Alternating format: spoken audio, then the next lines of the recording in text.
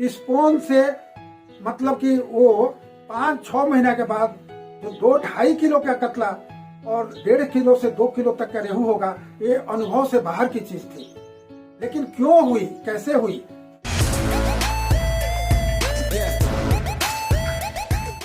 नमस्कार मेरे मछली पालक किसान भाइयों एवं दोस्तों, Ram ji fish care channel में आपका स्वागत है। मैं बहुत दिनों से मछली कैसे प्रोडक्शन किया जाता है, स्पून से धानी, फ्राई और फिंगरलिंग बनाया जाता है।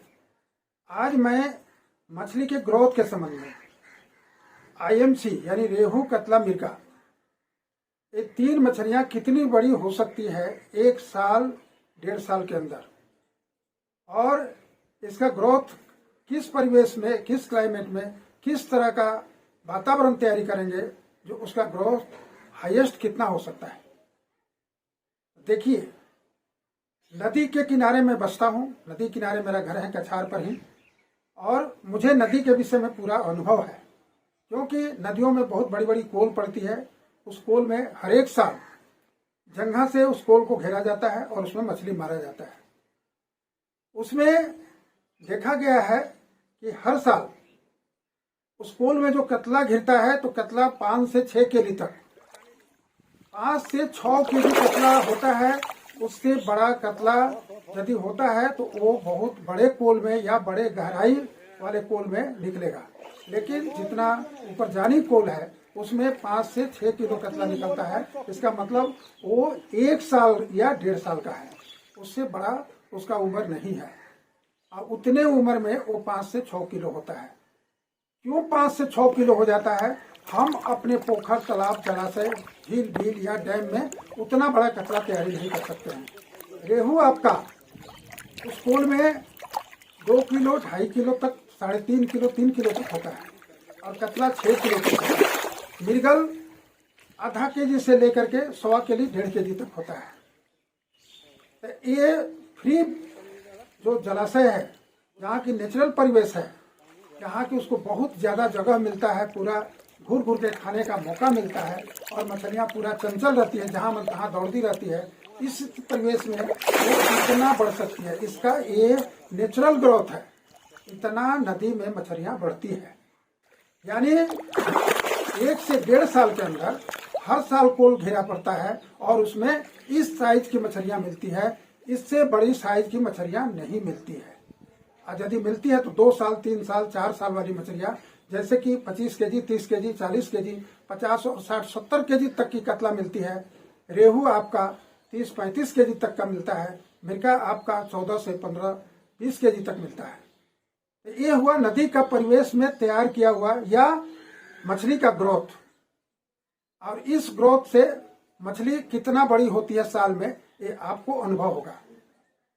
तो जब 6 केजी का कतला 1 से 1.5 साल के अंदर होता है, रेहू आपका 2 से 2.5 किलो, 3 किलो तक का होता है, मिर्गा 1 से 1.5 किलो तक का होता है। तो ये हुआ फ्री परिवेश में, फ्री वातावरण में, जहाँ की उसको पूरा स्पेस मिलता है और पूरा जगह दौड़ दौड़ कर उसको खाने का मौका मिलता है।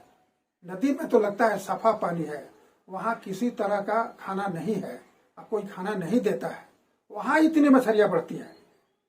हम क्या अपने डैम में, अपने पोखर में, अपने जलाशय में, अपने झील में इस साइज की मछलियां तैयार कर सकते हैं? जरूर कर सकते हैं। आप भी इस साइज की मछलियां तैयार कर सकते हैं। हमने देखा है, तैयार करके देखा है, प्रैक्टिकल रूप से मैंने तैयार करके देखा है, मुझे अभिज्ञता हुई है, इसलिए मैं आपको बता रहा हूं। देखिए, इस वातावरण में कैसे मछलियां इतनी बड़ी हो जाती है। तो मछली यदि आप कम छोड़ते हैं, हिसाब से छोड़ते हैं, ताकि उसको उतना बड़ा एरिया में घूरने से उसको पूरा जगह मिले, इतना खाना तैयार हो कि उसका पेट अच्छी तरह से भर जाए और उतना दूर वो पूरा खेल खा सके, तब उसका जो ग्रोथ है वो कम नहीं होगा। लेकिन हम अपने झील, बील या डैम में या बड़े जलाशय में जो हम मछली पोसते हैं, इसमें हमको कुछ अपना मेहनत करना होगा, अपना बुद्धि खटाना पड़ेगा, अपने माने प्रैक्टिकल बुद्धि के चलते उसको हम कुछ ज्यादा बड़ा कर सकते हैं। ऐसा हमारे पास तजुर्बा है। जैसे एक बार का अनुभव है मेरे पास जो मैं आपको बता रहा हूँ, जो नेचुरल ग्रोथ के विषय में जो मैं बता रहा हूँ, उस विषय में ऑटोमेटिक नेचुरल ग्रोथ हमारे सामने आया। मेरा 12 बीघा का पोखर था। उस साल बहुत सुखाड़ पड़ा था, बहुत ज्यादा गर्मी पड़ी थी, पोखर बिल्कुल सूख गया था, नीचे का जमीन जो था वो फट गया था। उस अवस्था में हम उस समय ब्रह्मपुत्र नदी का एजेंसी लेकर के वहां स्पोन कलेक्शन करने का काम करता था। वहां के असम गवर्नमेंट को पूरी सप्लाई देता था, माने ब्रह्मपुत्र नदी से स्पोन कलेक्शन करके। और हर साल वहां पर स्पोन पहले होता है। हमारे गंगा नदी में आपका जून और जुलाई से यहाँ शुरू होता है, वहां पर आपका जो स्पोन शुरू होता है वो आपका फागुन महीना पार होने पर, माने चैत महीना जब आता है तो बैसाख के शुरू में ही वहां स्पोन हो जाता है।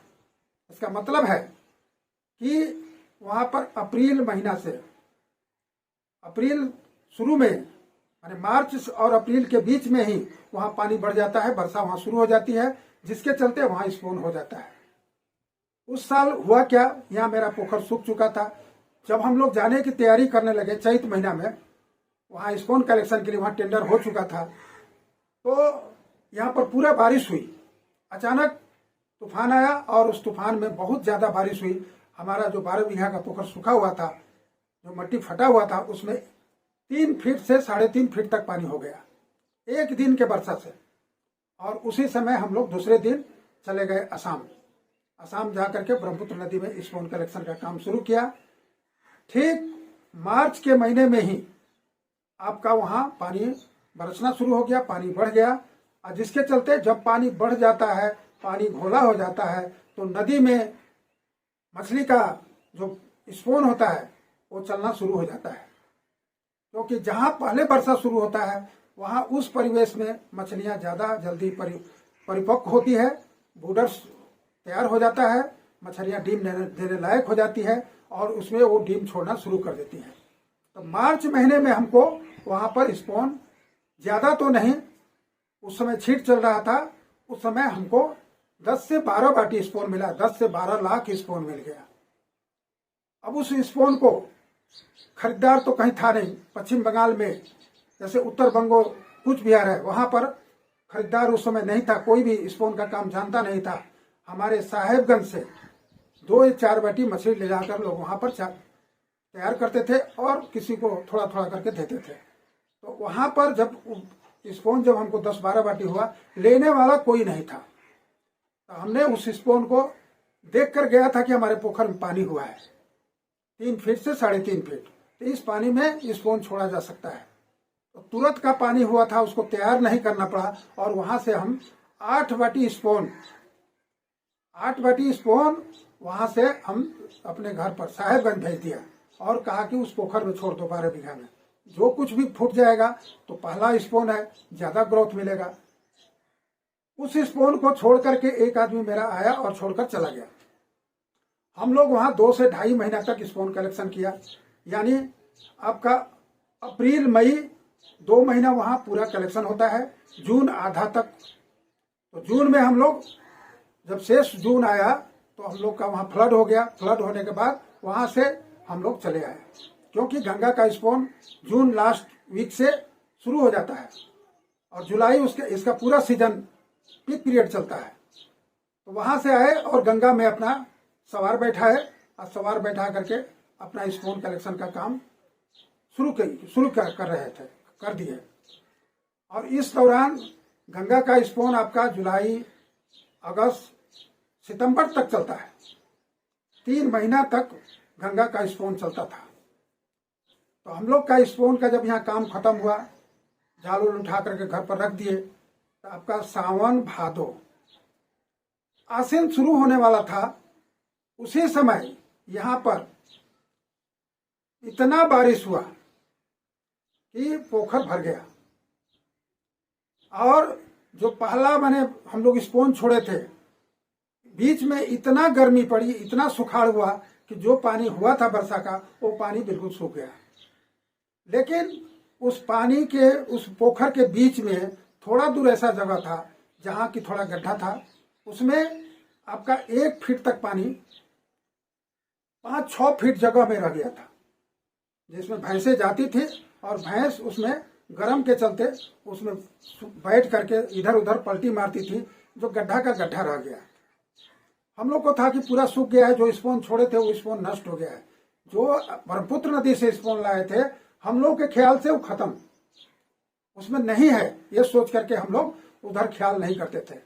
बाद में जो वर्षा हुआ, वर्षा होने के बाद पूरा पोखर भर गया।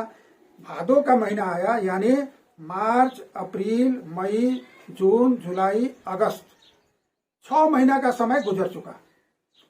तो यहाँ का जो स्पोन हुआ जब फ्राई होगा, जबकि फिंगरलिंग होगा, तब ना उसमें छोड़ेंगे, तब तक पोखर खाली था हम लोग के हिसाब से। तो भादों के लास्ट में आपका पोखर में पूरा पानी हो गया। उसका जो चैनल था, जो नाला था, उस नाला से पानी निकलना शुरू हुआ। हम लोग घर पर थे, हम लोग जानते हैं कि मछली नहीं छोड़े, उसमें तो घेरने की जरूरत नहीं है, नहीं घेरा हुआ था। लेकिन जब पूरा पानी का फ्लड से पानी भसने लगा तो उसमें से जो मछलियां निकल रही थी वो निकल करके धान के खेत में लोग पकड़ रहे थे, लाठी से पीट पीट करके मार रहे थे। एक एक मछली जो कतला है वो 2 केजी से ऊपर, 2.5 केजी तक, रेहू 1.5 केजी तक, और मृगल आधा केजी, 3 पौवा 1 केजी तक। क्या रे मछली कहाँ से आई? माटी से निकली या कोई वहां पर पैदा कर दिया? आश्चर्य हुआ। हम लोग दौड़े हुए गए और जल्दी से पोखर का जो मुंह था, नाला था, उसको घेर दिया। घेरने के बाद तब तक वहां से 2-2.5 आदमी, माने सबके हाथ में 2-3 मछली उधर टांगे हुए है और ले आ रहा है, लाठी से पीट करके मारा है लोग। इतना मछली का ग्रोथ, आश्चर्यजनक बात, 5 से 6 महीने के बाद स्पोन से, मतलब कि वो 5-6 महीने के बाद जो 2-2.5 किलो का कतला और 1.5 किलो से 2 किलो तक का रेहू होगा, ये अनुभव से बाहर की चीज थी। लेकिन क्यों हुई, कैसे हुई? देखिए, 12 बीघा के पोखर में वो जो 2-4-5 हजार मछलियां जो उस गड्ढे में रह गई थी, वही मछलियां फ्री परिवेश पा करके, और चारों तरफ से घर द्वार है, सबका खाना वाना भस कर आता था, उसमें पूरा खाना मिलता था और पूरा जगह मिलता था। उस उतना जगह को वो व्यवहार में लाती थी और उतना खाना जो तैयार होता था उसको फ्रीली खाती थी पेट भर के, जिसके चलते 6 महीना के अंदर कतला 2.5 किलो तक हो गया। बताइए, यदि इस तरह का परिवेश उसको 1 साल से 1.5 साल तक दिया जाए तो क्यों न कतला 7 केजी 8 केजी तक हो जाएगा। तो यदि वैसा परिवेश हम तैयार करते हैं और वैसा नेचुरल स्पोन यदि हम छोड़ते हैं, उसमें यदि उस तरह का परिवेश तैयारी करके उस तरह का स्पोन या फ्राई फिंगरलिंग छोड़ा जाए, तो आज भी 5 से 6 किलो का कतला तैयार किया जा सकता है। उतना ग्रोथ हम पा सकते हैं। यही घटना हमारे पोखर में घटी। और उस साल जब हम लोग मछली अगहन पुष में मारने के लिए गए तो एक एक कतला 4 केजी 4.5 केजी का, जबकि बाद में हम लोग उसमें पूरा मछली डाल दिए फिंगरलिंग, जो कुछ मछली बचा होगा। लेकिन जो मछलियां ब्रह्मपुत्र नदी से हम लोग मार्च महीना में लाए थे, वो मछलियां 4 केजी 4.5 केजी, कोई 5 केजी भी हो चुकी थी। सोचिए कि 7 से 8 महीना के अंदर मछलियां 5 केजी साइज की कतला हो गई, तो क्यों न नदी में वो 6 केजी 7 केजी की कतला हो सकती है। रेहू 2.5 से 3 किलो, 3.5 किलो, 4 किलो तक का हो सकती है। मिर्गा 1 से 1.5 किलो, 2 किलो तक हो सकता है। तो यदि फ्री परिवेश मिले, पूरा खाना मिले और उसको पूरा चलने का जगह मिले, तो कतला का ग्रोथ साल 1.5 साल में आपका 5 से 6 किलो 7 किलो तक हो सकता है। रेहू आपका 3 से 4 किलो तक हो सकता है। ये हमारे आंख का देखा हुआ अनुभव है, इसमें किसी तरह की 2 तरह की बात नहीं है। यही चीज मैंने 23 मार्च को कूच बिहार में एक कासियाबाड़ी बिल है, आप मोबाइल से चाहें तो कूच बिहार के 52 हाट सेंटर में आपका कासिया बीड़, नया छरा और आपका चैता छरा, नालागंज, इस तरह कई ठो बिल है। उस बिल को आप वीडियो करके ऑनलाइन से उस बिलों को सर्च कीजिए और देखिए जो कितना बड़ा बड़ा बिल है। उस बिलों में हमने एक बिल कांटेक्ट करके 50% शेयर में वहां के सोसाइटी से हमने मछली छोड़ा। 23 मार्च को 1,04,000 एक ठो गिन करके सोसाइटी वाले ने अपना मछली छोड़ा। और 1,04,000 मछली छोड़े। बाद में जबकि 7-8 महीना हो गया तो वहां पर पटुआ का जाग देता है, पटुआ का खेती बहुत होता है वहां पर, तो लोग पटुआ का जाग दिए तो मछली भस करके इतना बड़ा बड़ा मुंह इस तरह हप हप करती है। तो सोचिए, इतना बड़ा बड़ा मुंह लेकर हप हप करती है, तो वो मछली आपका 80 से 83,000 मछली था गिनती में। 1,04,000, 83,000 उसका दाम होता था। 800 रुपया के दर से, 800 रुपया 1000 के दर से। तो वो लोग मछली देखकर कहे कि आप जो हमारे पार्टनर हैं, 1 आदमी 2 आदमी, आप लोग पार्टनर हैं आधा, और आधा हम लोग 300 सोसाइटी का मेंबर आधा है, इसलिए आप पोना का दाम ले लीजिए और हम लोग को छोड़ दीजिए। तो हमारे साथ जो जिसके पोखर में हमने पोना तैयार किया था, वो कहा नहीं, थूक फैलने से मछली के गांव में पड़ता है, इसलिए इसको मत कीजिए, मछली को मारिए, इसमें करोड़ों का मछली होगा। तो सोचिए बिल कितना बड़ा होगा, 250 से 300 एकड़ का, उतना बड़ा भी नहीं, हाईएस्ट 200 एकड़ का। उसमें आपका यदि 1-2 करोड़ का मछली तैयार हो जाए, क्योंकि कतला उसमें हुआ था 3 किलो से लेकर के 4 किलो तक, 4.5 किलो तक, रेहू आपका 2.5 से 3 किलो तक, मिर्गा आपका 100 किलो पार। तो सोचिए क्यों ना 2 करोड़ का 3 करोड़ का मछली होगा। वैसा मछली तैयार किए थे, लेकिन वहां के पार्टी और वहां के जो लोग थे, वो लोग कहे कि हम बाहर के लोगों को मछली मारने नहीं देंगे।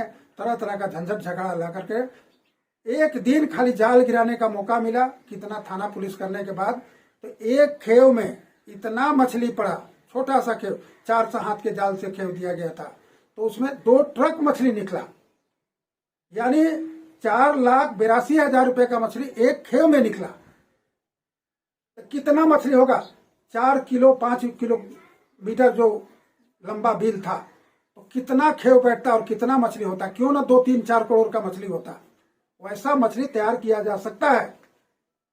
कितना दिन हुआ, 23 मार्च, और मछली मारते थे अक्टूबर नवंबर में, वो महीना हुआ, मुश्किल से 6, 7, 8 महीना, और उतने में उतना बड़ी बड़ी मछलियां हुई। तो भाइयों, मेरा कहना है कि यदि फ्री परिवेश मिले, पूरा खाना मिले और मछली को पूरा दौड़ने का जगह मिले, तो एक कतला 5 केजी से ऊपर होगा 1-1.5 साल के अंतर्गत।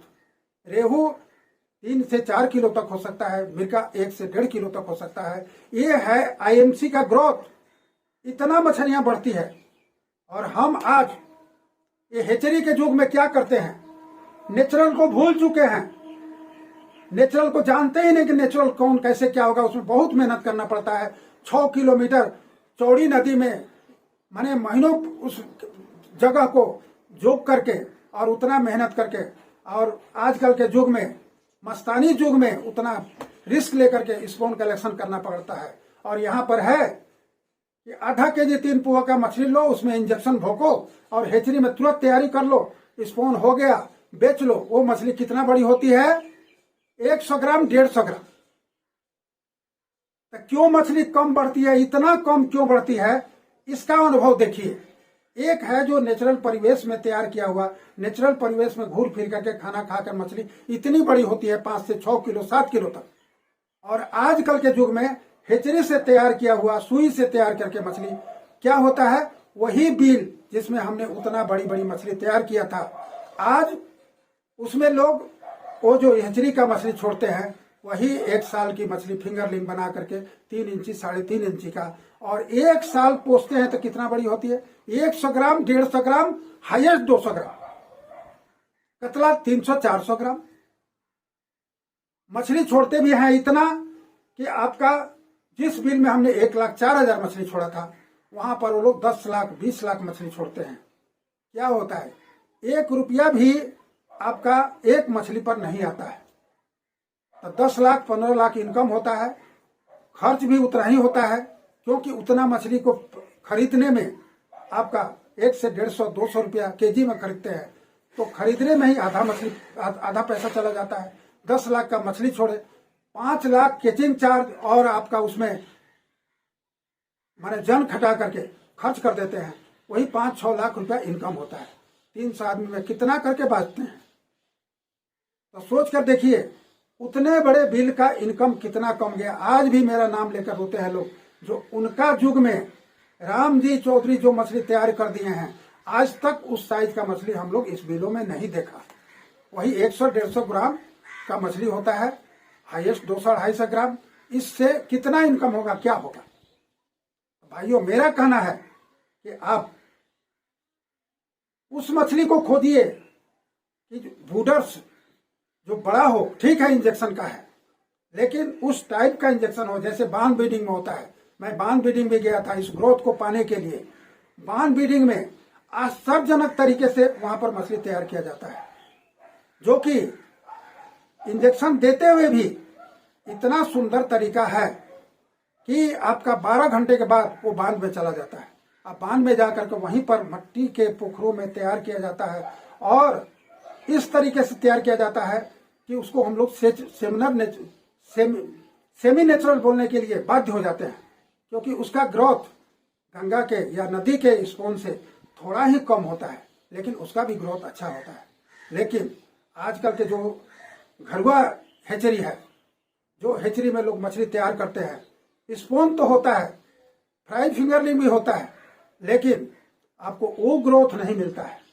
भाइयों, मेरा अनुभव है कि आपको यदि नेचुरल स्पोन कहीं मिलता है या उस तरह के बड़े बूडर से आपको स्पोन तैयारी करके बांध ब्रीडिंग के जरिए यदि उस मछली को तैयार करके यदि उस स्पोन को छोड़ते हैं और उससे यदि आप फ्राई फिंगरलिंग तैयार करते हैं, तो आपको थोड़ा ही ग्रोथ कम, लेकिन आपको ग्रोथ अच्छा मिलेगा, इनकम अच्छा मिलेगा, आप भी अच्छा से फायदा कमा सकते हैं। और उस नियम को मानकर चलिए, अधिक मछली मत छोड़िए, और छोड़िए तो एरिया के हिसाब से छोड़िए।